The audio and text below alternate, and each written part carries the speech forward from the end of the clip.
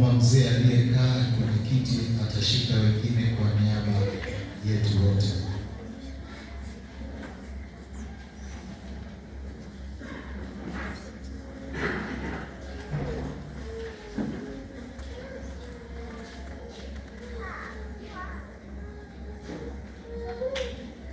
Situwape mazito matatu.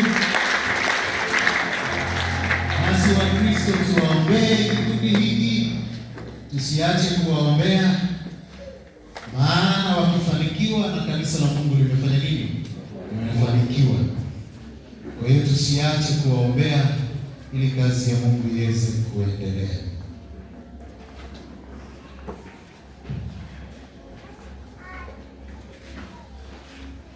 Mia 312 yale mafungu yaliyobaki wanaporudi kukaa. 312